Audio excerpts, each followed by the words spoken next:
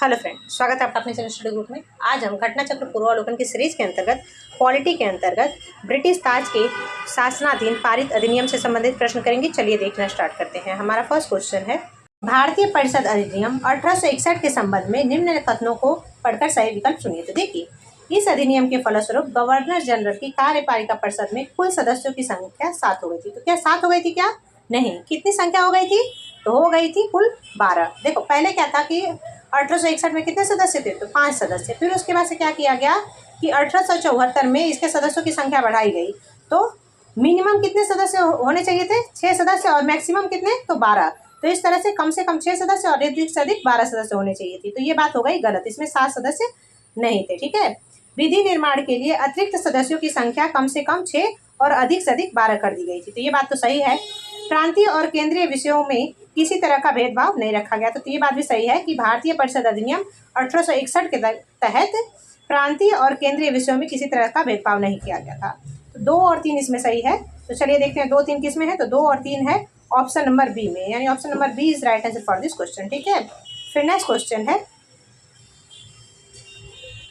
भारतीय परिषद अधिनियम 1892 के संबंध में निम्न कथनों को पढ़कर सही विकल्प चुनिए। चलिए देखते हैं। इसे 20 जून 1892 में लागू किया गया। क्या 20 जून 1892 में लागू किया गया था? क्या नहीं। कब लागू किया गया था? तो 3 फरवरी 1893 में। कब? 3 फरवरी 1893 में। तो ये बात आपको याद रखनी है। ये तो हो गया गलत। कुल 24 सदस्यों में से गैर सरकारी सदस्यों की संख्या 5 थी। तो क्या इसमें गैर सरकारी सदस्यों की संख्या 5 थी? क्या नहीं। कितनी थी? तो 10 थी। देखो, इसके जो कुल सदस्य थे वो कितने सदस्य थे? तो कुल सदस्य थे 15। ठीक है, कुल सदस्य थे कितने? 15।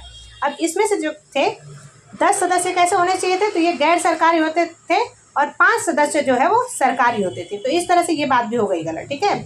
सदस्यों को पूरक प्रश्न पूछने का अधिकार दिया गया। तो देखिए, जो सदस्य थे उनको पूरक प्रश्न पूछने का अधिकार नहीं दिया गया था। ठीक है, क्योंकि वो जो है प्रश्न तो पूछ सकते थे लेकिन पूरक प्रश्न नहीं पूछ सकते थे। तो ये बात हो गई गलत, यानी कि सभी के सभी जो है वो गलत है। तो इसमें से कोई भी सही नहीं है। इस प्रश्न में ये पूछा गया है कि उपयुक्त में से कौन सा सही है। तो देखिए, यहाँ पर कोई भी ऑप्शन सही नहीं है ना। पहला, दूसरा, तीनों के तीनों गलत हैं। तो इस तरह से यहाँ पर कोई भी ऑप्शन सही नहीं माना जा सकता है। ठीक है। फिर नेक्स्ट क्वेश्चन है, निम्नलिखित में से किस अधिनियम के अंतर्गत भारतीय विधान परिषद को बजट पर बहस करने की शक्ति प्राप्त हुई? तो देखिए, जो भारतीय परिषद अधिनियम 1892 था उसके तहत जो है विधान परिषद को बजट पर बहस करने की शक्ति प्राप्त हुई, लेकिन मतदान करने की शक्ति प्राप्त नहीं हुई।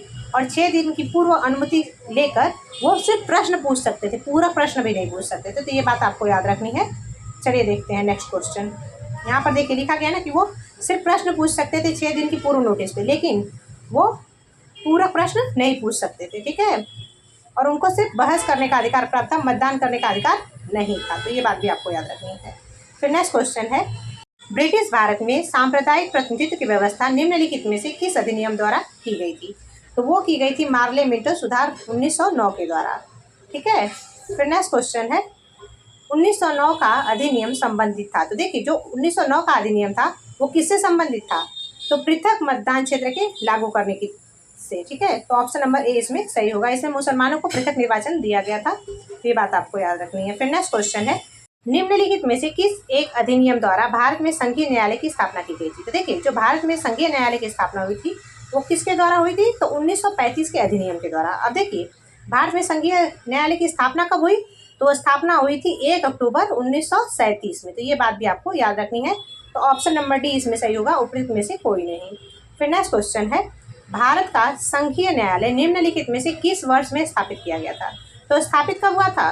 तो 1937 में। तो ऑप्शन नंबर बी इसके लिए सही होगा। फिर नेक्स्ट क्वेश्चन है, केंद्र में द्वैध शासन किस अधिनियम के अंतर्गत स्थापित किया गया था? तो केंद्र में द्वैध शासन जो था वो 1935 के अधिनियम के द्वारा स्थापित किया गया था। तो चलिए देखते हैं, 1935 यानी ऑप्शन नंबर सी इसके लिए सही होगा। और राज्यों में कब हुआ था? तो 1919 के द्वारा प्रांतों में जो है द्वैध शासन लागू हुआ था।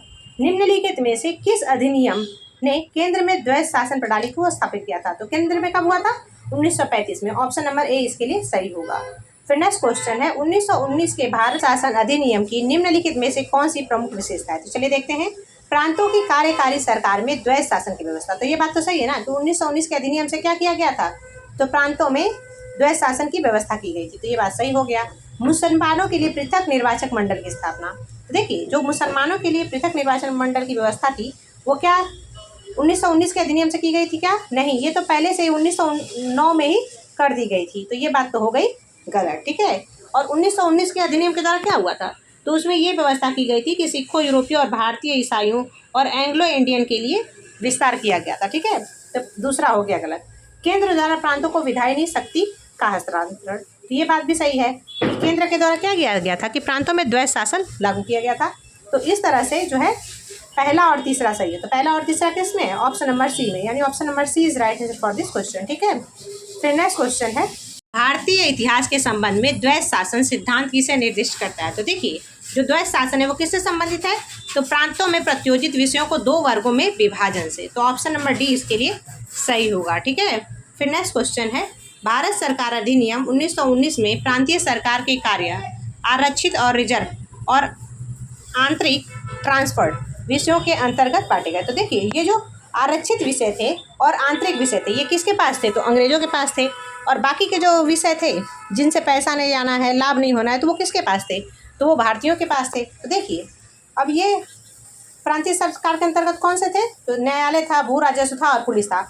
लेकिन स्थायी शासन किसके पास था? तो भारतीयों के पास था। तो इस तरह से 1, 3 और 4, 1, 3, 4 किस में है? तो 1, 3, 4 है ऑप्शन नंबर सी में। तो यही जो है रिजर्व और ट्रांसफर सब्जेक्ट है, ठीक है। तो ऑप्शन नंबर सी इसके लिए सही होगा। फिर नेक्स्ट क्वेश्चन है, किस अधिनियम ने प्रांतों में द्वैध शासन प्रणाली की स्थापना की? तो देखिए, प्रांतों में द्वैध शासन किससे लागू हुआ? तो प्रांतों में हुआ था 1919 का भारत सरकार अधिनियम। तो ऑप्शन नंबर बी इसके लिए सही होगा। फिर नेक्स्ट क्वेश्चन है, भारतीय विधान पालिका प्रथम बार द्विसदनी बनाई गई। तो देखिए, अब जो विधान पालिका है द्विसदनी कब बनाई गई थी? तो द्विसदनी बनाई गई थी 1919 के अधिनियम के द्वारा। कब? 1919 के अधिनियम के द्वारा। चलिए देखते हैं। तो 1919 के द्वारा, यानी ऑप्शन नंबर सी जो है इसके लिए सही होगा। फिर नेक्स्ट क्वेश्चन है, केंद्र में कौन सा एक्ट द्विसदनीय विधायिका लाया? तो देखिए, जो केंद्र में द्विसदनीय विधायिका लाने वाला एक्ट था वो कौन सा था? तो 1919 का एक्ट। तो ऑप्शन नंबर सी इसके लिए सही होगा। फिर नेक्स्ट क्वेश्चन है, निम्नलिखित कथनों पर विचार कीजिए। 1919 के मॉन्टेस्क्यू चमफोर्ड सुधारों में 21 वर्ष से अधिक आयु की सभी महिलाओं के लिए मताधिकार की संस्तुति की गई थी। तो क्या सभी महिलाओं के लिए की गई थी क्या? नहीं। तो ये बात हो गई गलत, ठीक है। 1935 के गवर्नमेंट इंडिया एक्ट में विधानमंडल में महिलाओं के लिए आरक्षित स्थान का प्रावधान किया गया था। तो ये बात है सही। क्यों? क्योंकि देखिए, इसमें महिलाओं के साथ साथ जो है श्रमिक लोग थे और गरीब वर्ग के लोग थे, उनके लिए भी प्रावधान किया गया था 1935 के अधिनियम में। तो इस तरह से पहला गलत है और दूसरा सही है। तो वो ऑप्शन नंबर बी जो है इसके लिए राइट आंसर होगा।